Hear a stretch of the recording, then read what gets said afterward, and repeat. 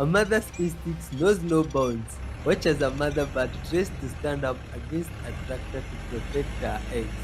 Oh man. Okay. This is interesting. I hope the tractor guy doesn't step on the eggs. Wow. This is lovely, my friends. These animals understand love. Oh. Right in. Steve's not holding him, not leading him for the most part. Is He's this a just normal horse? following him right in. Buck's pretty smart. Hi. Come on. Don't get distracted. I know he does. He has to be a little No, nosy man. coming in, but Run over. Come on. he'll spin himself right around. So hot, so big. Shorty, we can check in a few minutes to see. I'm not sure if they're out there just yet because the boys were on the hitching post. No, they're not. Yeah, Buck. Oh, look at this shit. What the fuck is this? That is a torch in the sky. And someone with a flashlight What is this on the shit? other side. Hello? Whoa, I said hello and it did that. Hello? Whoa. This is a UFO. What should you think about it? Good type of Whoa. God. Hello? Someone in a helicopter with a flashlight. I said hello and it's ringing again. This guy's Hello? playing pranks on him. I'm going to wave and you're going to do the light. Hello? Shine a light at me. Hello? Oh. Hello? Whoa. What is this? What? Hello? Okay, well, this Seriously? could be strange. Look, where's it going? It's making no noise. Whoa. Could it be something behind the clouds, or where could the light be coming from? The stars. The stars decided to do something Whoa, strange. it's making zero noise. It has zero noise associated with it. I don't think it's from out of this world. It's my friends. dead Just silent. leave your comments on this. But it's strange times we are living in. Very strange times. What is it? Lots of honesty needed in this world. Look at this. Also in the sky, strange happenings again. This one looks like some person is passing, like the wizards in the movies. What's happening? Is this normal? Is this wind, cloud, something flying? Smoke? Hey, yeah, my God. Or is it just landed on the road? I think someone with a earphone. Looks like some dramatic landing. Whoa, what is this? Or is those big wings that form? What do you call them? This is strange. Boys and the police are going to check it out. Wow. God, this is wind coming. It's called the name for this thing. Oh shit! Whoa. Tornado. Power line Wow. snap. Oh, is this it? Why are the people going towards them? These are the things that happen. Oh my God. Oh. Wow. Hey, let's send love to the people living in that place. 3. SpaceX launches some giant super heavy starship. Let's check it out, my friends. And here it goes. It's being launched We have liftoff. by the wise Englishman. Vehicles pitching downrange. What? That's it. Clouds. Yeah, the birds that had a show. Look at this. What's that thing is red? Booster chamber pressure nominal. My friend. Hold on. Check it out. Check out the smoke here. This is smoke. Alright, we're a little over 40 seconds into flight 33 out of Booster and 33 ship, Raptor avionics engines. power and telemetry nominal. But this one I am happy that is Getting good call outs, healthy systems on the booster as it starts to pitch over the Gulf. We need less of honesty in this one. Yeah? Look at this thing. It's going up.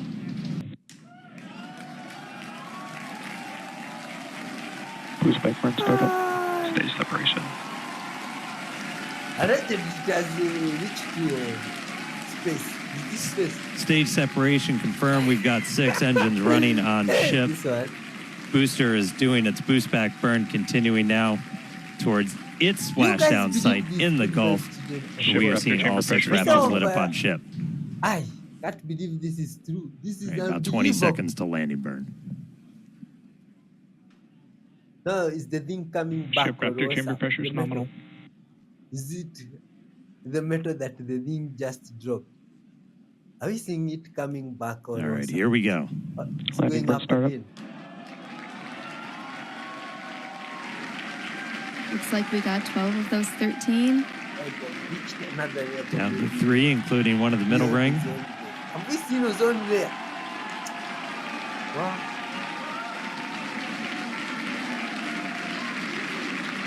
Down to 2. Landing burn Nice startup. little hover. And landing burn shut down. And into the Gulf. Here we come. What's up, America? Archaeologists have discovered the fabled lost city of Atlantis, and it's only 2 miles off the coast of Spain. So let me show you the images of what archaeologists have found, and there's heavy evidence of a tsunami destroying the area. So this is a computer graphic model of what the area of Cadiz, Spain used to look like approximately 11,000 years ago, before evidence shows that there was a tsunami at the time that pushed the coastal regions backwards quite a bit to what you're seeing in the modern day. Plato described Atlantis as a city of rings and water with bridges and technological advancements, and this is what the computer model is showing. This is actually now all underwater, by the way. So archaeologists believe these are some images of what remains of Atlantis. Plato's harbor wall, you can see, remains underwater. Multi-island platforms that are now different as far as the coastal changes were concerned. Underwater formations that still need to be explored, and a computer model of basically how it looked while it was in the water, as crude as it is. And of course, here's another coastal formation that they believe was the remains of Atlantis off the coast of Spain. Now, as I said, this area was decimated approximately 10,000 years ago, according to archaeologists, by a tsunami. So the coastal area is completely fucked. Of course, this isn't the first underwater city discovered, nor would it be the first city to be destroyed by a natural disaster completely. And so, given the evidence of Plato's writings, it would make sense that Atlantis wouldn't be thousands of miles in the middle of the ocean somewhere. It would be near where people might be able to actually access it, maybe up to and including only a couple miles off the European coast somewhere, like this archaeologist discovered. Okay, internet. What is happening? He is very upset. She is feeding him? He is feeding. I don't know who's the boy and who's the girl, but she keeps running to the bird feeder, coming back, and feeding Cranky Pants right there. I don't know what's happening. What kind of bird is Cranky Pants? I don't know, but that other little bird is feeding him. Like the other ones. I don't know. You'll avoid showering for 3 days like it's torture. Then once you're in, you become a permanent water creature who's never leaving. Your brain's relationship with showering is more complicated than your actual relationships. Getting in the shower requires task initiation from your prefrontal cortex. That takes executive function you don't have because you spent it all choosing what to watch on Netflix. Your brain treats showering like climbing Mount Everest because it has 17 steps. Undress, temperature adjustment, shampoo decisions. Too many choices for your depleted brain. But once you're in, your brain discovers that heated water is basically a full nervous system reset. The temperature regulation, the white noise, the sensory input. You're basically in a therapeutic pod. Your brain doesn't want to leave because it finally found external regulation for your internal chaos. You're not dirty or lazy. Your brain just can't handle transitions. Stopping what you're doing to shower? Impossible. Stopping showering to rejoin life? Also impossible. You're not broken. You're just really bad at switching states. From this side of the world, my friend, the steps to take a shower are like 4 or 3. Remove clothes, soap is 1, water, good vibes. Now look at this animal here. Just imagine every day What's you're trying to make his breakfast, name? and this thing is in your kitchen Looks every like a single dog. day, just mowing down your chow. This little freaking empty pit of a disposal. How? How are you still hungry? Explain it to me, sir. I want to know. How can you still be hungry?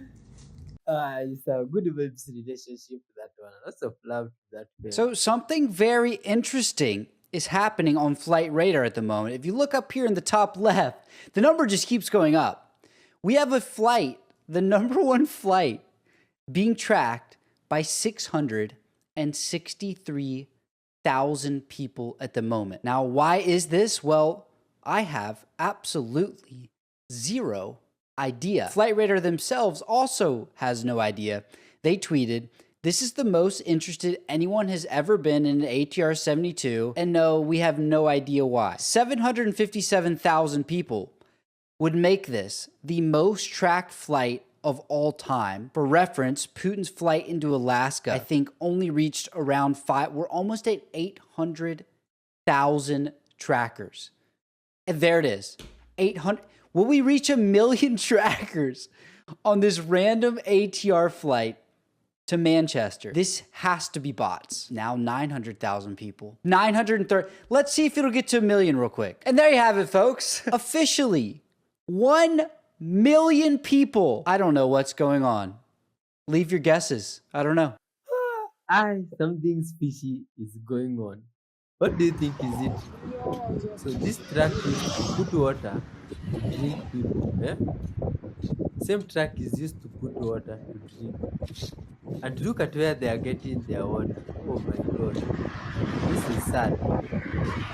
And all this is allegedly of entertainment purposes. What? Oh, good voices.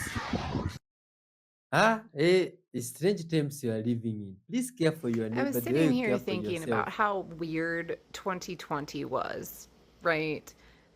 They required the world to be shut down and also required everyone to stay 6 feet apart from one another.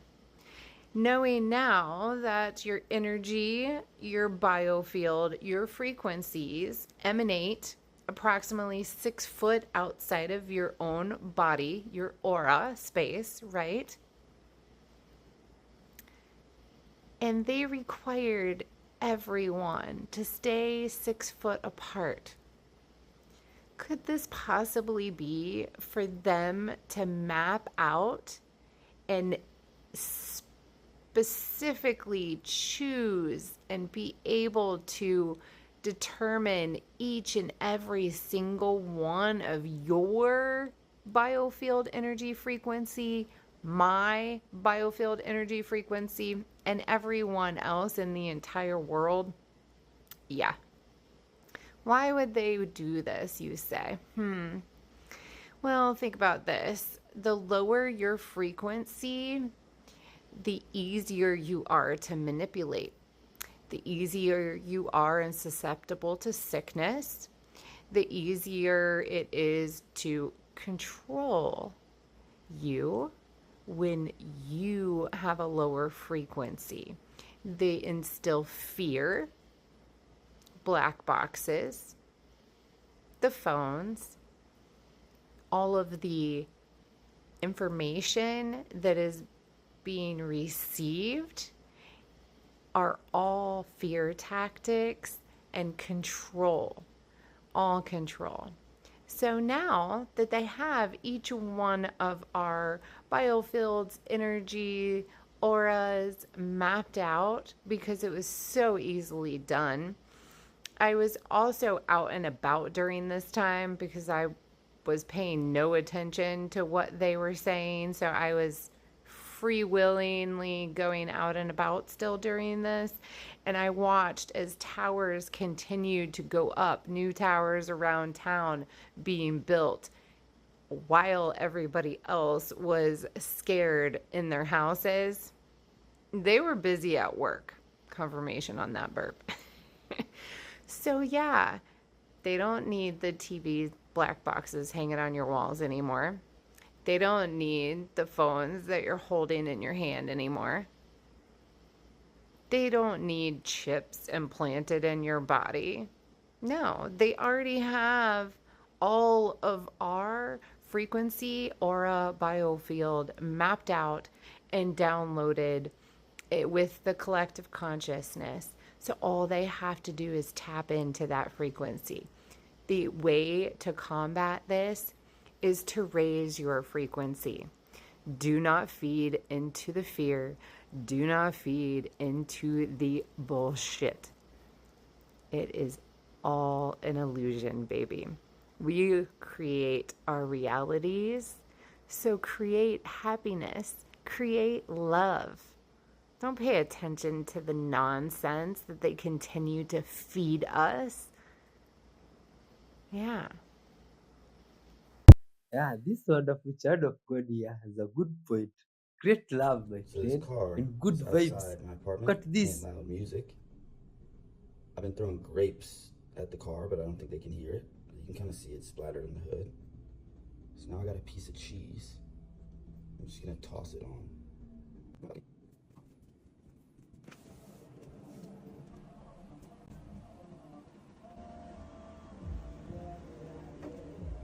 Bullseye. Fucking bullseye.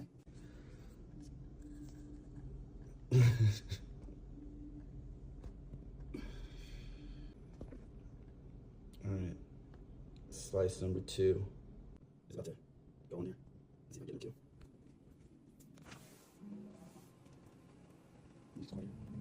Maybe they are also watching. What's really going on down in that car? What do you do?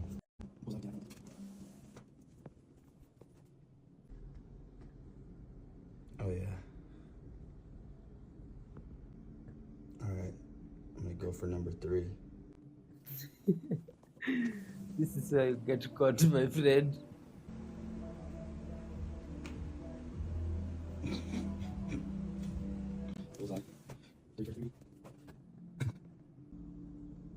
Can I go 4 for 4? How is it doing so perfect? Maybe that is the car.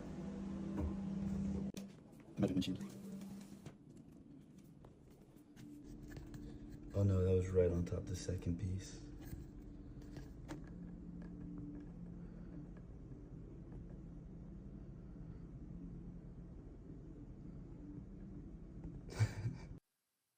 That guy has some good aiming skills. This one right here, this one's one of my favorites right here. This is the Abelisaurus. They used to wake up at 7 a.m. and they could see 30 miles. So they would look 30 miles in the distance and see what they wanted for breakfast. How did you know that? How did you figure that out? I'm actually glad you asked. So based on the bones, we could tell that they were waking up at 7 a.m. I'm confused. How did scientists figure out how far they could see? Man, I'm glad you asked. So as you can see by the bones, right there, and then you come to the conclusion based on scientific evidence of the bone. Based on the bones, yeah, you could tell this animal had a bite force. There's got to be like another equivalent of the weight of the Earth. I'm confused. Conclusively, on its hind legs, it was half the size of the Eiffel Tower, and it weighed 50 million pounds. How do you know that? And maybe don't say bones. Like, is there any other? Was there like a? Okay, so let me break this down right here. Yeah. Based on the bones, this animal, it actually took this animal 10 days to digest its food, but it only ate leaves and dandelions. We know this because of the bones. This is the Allobortosaurus right here. It's an Allosaurus. It's the Allobortosaurus right here. Other dinosaurs would ride this dinosaur. They would all wake up at 8:30 a.m. and they would ride this dinosaur to school. They actually had an education system, which you can tell because of the bones.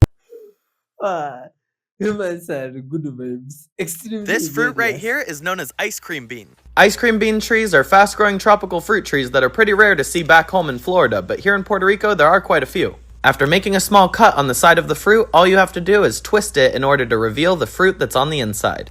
This is the part that you actually eat, and it's absolutely delicious. After removing one of the segments of fruit, you want to eat the flesh that surrounds the seed. Now that I have the seed removed, let's give it a try.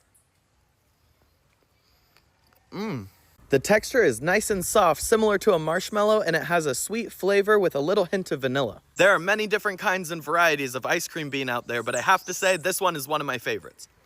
I've had a couple different kinds of ice cream beans throughout the years, but this is definitely one of my favorites, so I'm going to be saving the seeds and bringing them back home to my garden to plant. These trees grow fast, and so in just about 3 to 4 years, it'll start producing fruit. And the other benefit of having one of these trees in your garden is that they actually fix the nitrogen within the soil, so they're really good for your other trees. So hopefully in a couple years, I'll have my own giant ice cream beans in my garden. I'll definitely be sure to make updates as these start to grow in the garden. And until next time, get outside and see what you can find. You see? Growing trees, my friend, is bringing new life to this world. So I Good love. absolutely love cactus fruit. This is a cactus pear. I see so many people on TikTok eating this, but they are cutting this the wrong way. This is how you cut it open.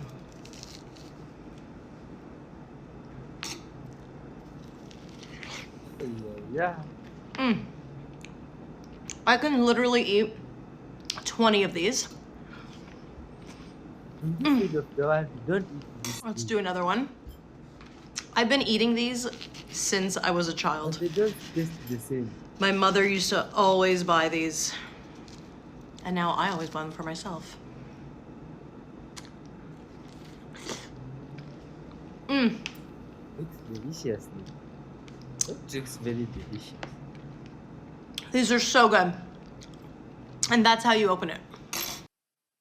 That's also another interesting hack from a good So here we are at Port Artisanal in Mauritania, and as you can see, I came across this insane location with hundreds, if not thousands of boats here.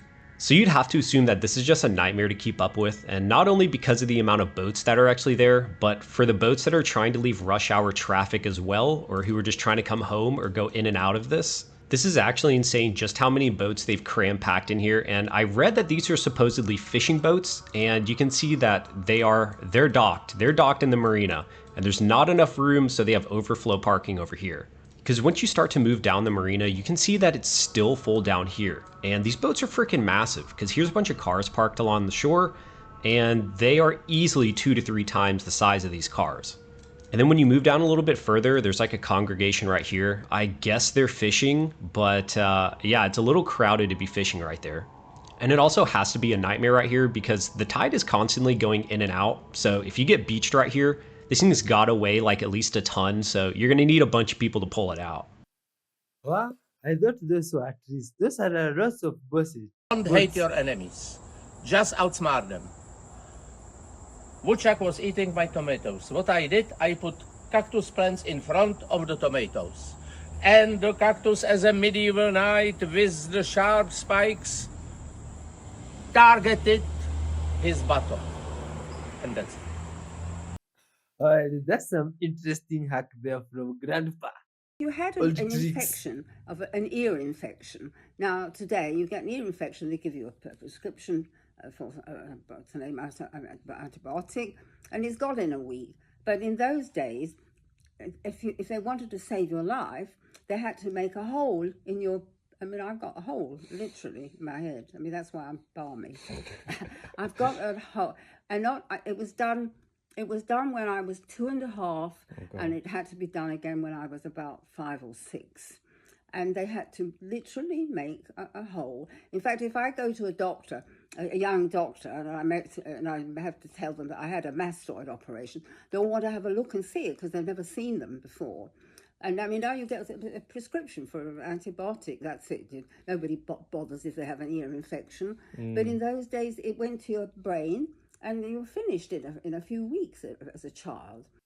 What? That's strange from back then.